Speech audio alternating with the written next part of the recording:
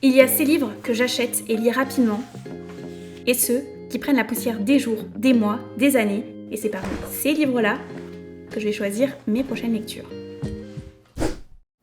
Hello les amis et bienvenue dans ce nouveau vlog, dans ce nouveau concept spécial Je lis les reliques de Mappal. Je me suis donc munie de mon téléphone parce que sur Goodreads on peut classer les livres par date d'ajout. Donc je vais prendre les 10 derniers plus vieux livres de Mappal grâce à ça. Et on va choisir parmi ceux-là, enfin je vais choisir parmi ceux-là. J'ai la liste, je vais donc vous énumérer les 10 livres parmi lesquels je vais choisir mes futures lectures. Il y a Love Star, La maison dans laquelle, La 9e maison, Le meilleur des mondes, Vers les étoiles, Strange Practice, The Wicked Deep, Une histoire naturelle de dragon, Les voleurs de fumée, The Midnight Library. Ça fait 10. Pour faire un choix, je vais d'abord y aller par élimination et on verra qui reste. Déjà j'ai enlevé tout ce qui est SF parce que j'en ai lu pas mal dernièrement. Et puis dans le lot, il y a de la SF que j'ai proposé sur le Galactic Book Club récemment. Donc faut le temps que les sondages soient faits. Donc Love Star, Le meilleur des mondes, Vers les étoiles, ça ne sera pas lu. Ensuite, j'ai vu qu'il y avait de l'anglais. Il y avait de la VO avec Strange Practice et The Midnight Library et clairement... je suis pas trop dans un mood VO, donc pareil, ça dégage. Ensuite, je peux aussi enlever Les voleurs de fumée dans le lot parce que clairement, il me fait pas trop envie, il me fait plus trop envie en règle générale. Du coup, je sais pas, peut-être qu'il sera unhaul à un moment donné parce que celui-ci, il résiste déjà à beaucoup de unhaul, mais ça fait un moment que j'hésite à l'enlever, peut-être que je vais enfin passer le cap. Si jamais vous l'avez lu et que vous l'avez aimé, n'hésitez pas à me donner des arguments pour que je le garde, peut-être que ça me motiverait à le lire. Du coup, dans le lot, il nous reste 2 one-shots et 2 sagas. Si je suis la raison, je devrais plutôt lire des one-shots. Mais je vous avouerai que dans le lot, en vrai, ils me font tous plutôt envie, les 4. Mais La maison dans laquelle, même si j'ai très envie de le lire, je pense que ça sera pas pour tout de suite parce qu'il fait plus de 1000 pages et est-ce que j'ai envie de me lancer dans un gros bouquin là tout de suite maintenant? Non. Pour la petite histoire, Une histoire naturelle de dragon, c'est une saga qui m'a été recommandée par des amis de base. Je l'ai toujours pas lu alors que je leur ai recommandé des livres qu'ils ont lus entre deux, donc ce serait peut-être bien que je le lise aussi. The Wicked Deep, il est un peu sur la sellette. Je pense que si je le lis pas cet automne, ça dégage. Et la 9e maison en vrai me fait très envie, donc il va falloir que je fasse un choix.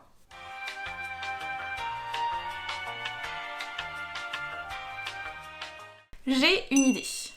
Je peux pas vous faire voter parmi ces 3 livres parce que j'ai envie de commencer ma lecture juste après, donc j'ai pas le temps d'attendre un sondage. En revanche, ce que je peux faire, c'est faire choisir ma lecture par une de mes chiennes. Je vais faire choisir une lecture par Snow. Et la fois d'après, je ferai choisir par Bozza. Comme ça, j'aurai 2 lectures choisies par l'une ou l'autre. Je vais prendre les livres. Je switch exceptionnellement sur mon téléphone parce que j'ai la stabilisation et je l'ai pas sur ma caméra. Donc au moins, c'est un petit peu moins tremblotant. Je suis dans ma chambre, j'ai planqué les 3 livres. Il y a un livre caché ici, sous le lit, et derrière le miroir. Et j'ai mis une friandise sur les livres et je vais demander à Snow de chercher et le premier livre qu'elle me trouve, c'est le livre que je dois lire. Bah non, c'est pas toi que je veux, c'est Snow. Voilà ma petite main innocente, je vais lui donner le mot magique et elle va devoir chercher. Cherche. Oh là, il y a de l'odeur par là.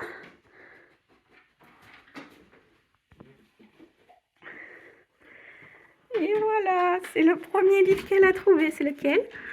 The Wicked Deep.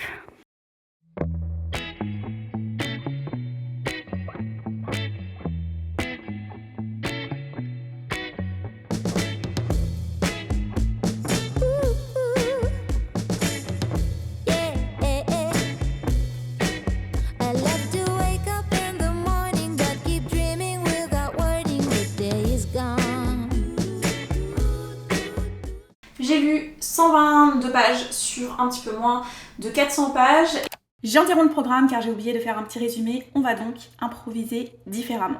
The Wicked Deep, c'est l'histoire de 3 sœurs qui débarquent dans la petite ville de Sparrow. C'était il y a 2 siècles, en 1822 ou 23, je ne sais plus, ça n'a pas trop d'importance. Elles ouvrent une petite boutique, elles font leur life et elles ont masse de succès auprès des hommes, un peu trop, du point de vue archaïque des habitants, qui les accusent donc de sorcellerie et les jettent dans le port de la ville où elles meurent noyées. Depuis, tous les ans, au mois de juin, elles prennent possession d'adolescentes pour se venger et nous, on va suivre Penny, Beau et leur secret un mois de juin à Sparrow.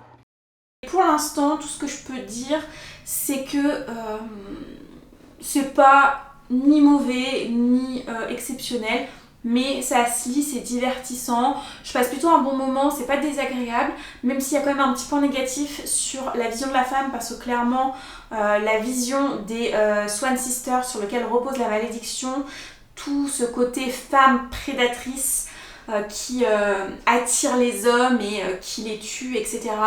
Moi je suis pas ultra fan, je trouve que ça donne une mauvaise image de la femme et ça entretient ce côté slut-shaming, mais à voir ce que ça va donner par la suite. Peut-être qu'il y aura un message derrière tout ça, peut-être non, et que ce sera juste du divertissement, et en gros c'est ok aussi si c'est juste basé un petit peu sur cette ambiance malédiction, cette ambiance un petit peu solstice d'été, etc. Ça m'irait aussi en vrai parce que j'ai pas de grosses attentes sur ce livre là. Je vous l'avais dit plusieurs fois, il a fallu sauter de ma palle parce que j'étais pas sûre d'accrocher ou pas. Du coup, ça a largement baissé toutes mes attentes et c'est pas plus mal parce que du coup, je passe pas un désagréable moment. Donc voilà, je vais le lire tranquillement. Les pages se tournent plutôt bien, ça se lit assez vite et je crois que ce soir, Lucie et Pénélope font un live, il me semble. Donc, je vais en profiter pour avancer cette lecture avec elles, même si je crois qu'elles vont lire de Lovecraft. Donc totalement pas la même ambiance, mais voilà, pour le moment, je vous en reparle un petit peu plus tard. On se tient au courant, quoi. With you, the sun is shining 24/7. 'Cause when we're together, it feels like we're in heaven. If it will get dark, you'll be my million stars. I know I can lean on you. Oh, you catch me like a leaf falling from a tree. Je voulais discuter dehors pour avoir un petit cadre sympa, mais les tracteurs en ont décidé autrement, ils faisaient beaucoup trop de bruit. Bref, on se retrouve parce que je ne suis pas venue vous parler depuis un moment et il est temps que je vous parle puisque j'ai fini The Wicked Deep de Cia Earnshaw. Et comment dire, la dernière fois que je suis venue vous en parler, je disais plutôt des choses positives dessus, que ça allait pour l'instant, que c'était plutôt divertissant. Comment vous dire que ça n'a été qu'en se dégradant par la suite. Il y a beaucoup de choses que je n'ai pas appréciées dans ce livre. Première chose, les incohérences, parce que pour moi il y en a beaucoup et il y a des choses aussi assez problématiques dans ce livre là, dans le sens où il y a des sujets qui sont discutés de façon mais hyper chill, comme si c'était envisageable et pas comme si c'était quelque chose de criminel quoi, de vraiment criminel. C'est remis en cause 2 secondes et après c'est bah ok, on l'envisage. Non, je ne suis pas d'accord. Du coup ça fait bizarre de lire un livre où on a l'impression que les actions n'ont pas tant de répercussions que ça. Je peux pas trop vous en dire sans spoiler malheureusement, mais de ce côté là j'ai pas aimé et j'ai trouvé que ça faisait un petit peu une grosse incohérence vis-à-vis de ce qui se serait réellement passé dans la réalité. Alors je sais qu'on est sur un livre fantastique, mais du coup comme c'est fantastique c'est quand même ancré dans notre monde et il y a certaines choses dans notre monde qui sont tolérables ou non. Voilà, donc là-dessus j'ai pas du tout aimé. La romance, je n'ai pas accroché. Pour moi, les personnes qui tombent amoureux au bout de 3 jours alors qu'ils se connaissent pas et que ça devient les amours de leur vie. Après la romance c'est pas forcément de base mon truc, mais vraiment j'y crois pas. En fait j'y crois pas du tout, j'y crois pas une seconde. Et du coup non. Un autre point négatif, mais dont je vous ai déjà parlé, c'était tout le côté négatif autour des Swan Sisters et de la malédiction et du comportement qu'on leur donne et tout. Moi j'ai pas trop aimé cet aspect là, mais soit.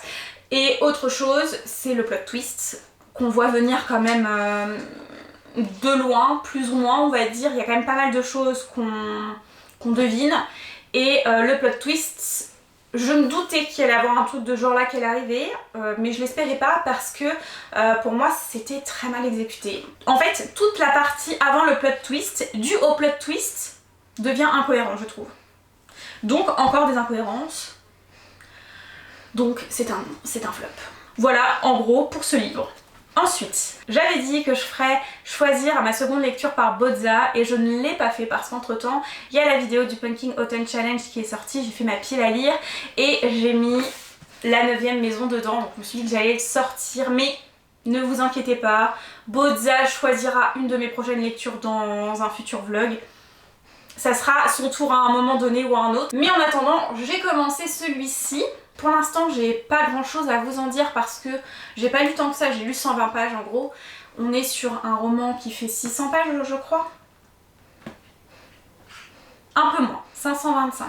Mais clairement, les pages sont quand même beaucoup plus denses que ce que je peux retrouver là-dedans où c'était hyper aéré, donc 120 pages, on avait déjà un petit peu plus avancé, même si toutes les surprises sont venues après. C'est difficile pour moi de vous en parler parce que je suis encore dans la découverte de l'univers, c'est assez dense, j'ai eu un petit peu de mal à me mettre dedans au départ. Ça doit être vers les pages 60-70 où je suis vraiment rentrée dedans. C'est dense, il y a beaucoup d'informations, ça alterne en plus entre 2 timelines, 3 si on compte le prologue. Faut le temps d'apprivoiser tout ça. Attention, résumé brouillon dans 3, 2, 1. Alex Stern, qui est notre personnage principal, semble avoir quelques secrets. On sait qu'elle a un passé tumultueux et qu'il y a eu des choses pas très claires, mais on n'en sait pas beaucoup plus. Elle essaie vraiment de tirer profit de l'opportunité qu'on lui a proposée en intégrant Yale et surtout la maison l'été, qui est en fait une espèce de police pour toutes les associations, pas les associations, les sociétés secrètes de Yale qui pratiquent la magie. Et on lui a proposé ça parce qu'elle est capable de voir les grilles, donc les fantômes, et c'est la seule à pouvoir le faire sans boire une potion au préalable. C'est pour ça qu'on l'a choisi. On sait aussi qu'il s'est passé des choses assez dramatiques entre le moment où elle a été intégrée à Yale et la timeline où on suit son personnage, puisque sur les 2 timelines on suit 2 personnages différents mais qui sont liés. C'est juste qu'on a les points de vue qui changent, mais en fait c'est l'histoire toujours d'Alex Stern. Juste on a un point de vue avec Alex et un autre point de vue avec Darlington qui est en fait un petit peu son mentor. Et donc quand c'est sa timeline à elle, à Alex Stern, Darlington n'est plus là et elle doit se débrouiller un petit peu toute seule et survient un meurtre. Est-ce qu'il est lié à la magie, aux sectes, aux sociétés secrètes, parce que c'est pas le mot secte qui est utilisé, mais aux sociétés secrètes de Yale ou pas? Au final, je vous ai quand même fait un petit résumé, même si je vous en ai pas dit tant que ça, vraiment les grandes lignes, parce que comme je vous disais, il y a énormément d'infos dans ces premières pages. C'est un univers assez dense, donc faut l'appréhender. Maintenant, je vais me mettre à lire parce que ça serait bien que j'avance un petit peu.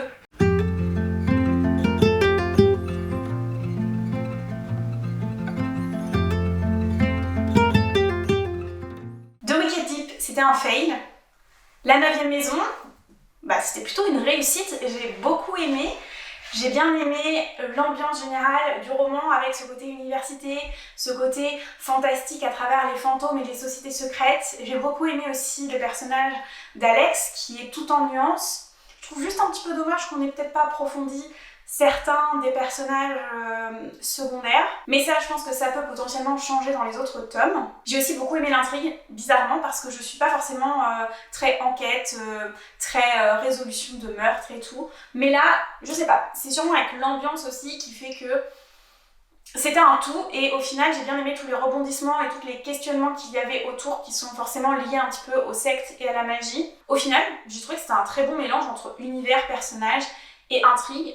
J'étais à fond dedans, j'ai certes mis un petit peu de temps à vraiment entrer dans l'histoire et à me plonger réellement dans cette intrigue, mais une fois que j'y étais, j'étais là, j'étais à l'aise, j'étais bien, j'avais envie de continuer, de savoir la suite et j'étais vraiment prise par les événements et parce que vivait et subissait Alex dans ce roman, donc vraiment une réussite. J'ai beaucoup aimé et je peux que vous conseiller pour cette période automnale parce que clairement on a les vibes qu'il faut là-dedans. Du côté négatif, c'est plutôt au niveau de la forme au final, à part ce début un petit peu laborieux, et bien au niveau de la forme, est-ce que c'est la faute de l'autrice s'il y a autant de coquilles à l'intérieur du roman? Non, donc je ne vais pas juger l'histoire pour ça, parce que malheureusement ça c'est plutôt à cause de l'éditeur.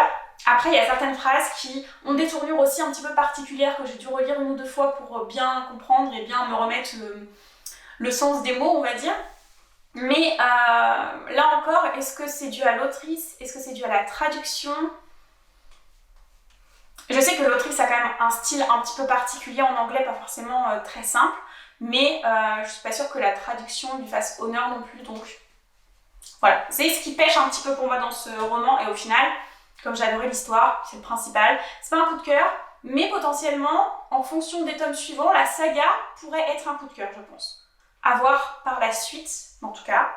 Très belle surprise, j'ai vraiment beaucoup aimé. Ce vlog, c'est donc un mix entre échec et réussite. Au final, ça fait une bonne moyenne. J'ai un livre que j'ai adoré, un livre que j'ai détesté, mais j'ai fini 2 livres, 2 reliques même de ma palle, et ça c'est plutôt positif. Je pense que je vais refaire ce concept plus tard parce que ça va m'aider à sortir ces livres qui restent trop longtemps dans ma bibliothèque palle, hein, on va pas se mentir, il y en a trop comme ça. Donc vous me verrez d'ici quelques temps refaire ce type de format, je pense. En tout cas, j'ai plus grand chose à vous dire, donc on va se laisser là pour l'instant, mais on se retrouve très vite, hein, bien sûr, parce que vous n'avez pas fini de me voir. Et en attendant, bien sûr, je vous souhaite d'excellentes lectures. Salut!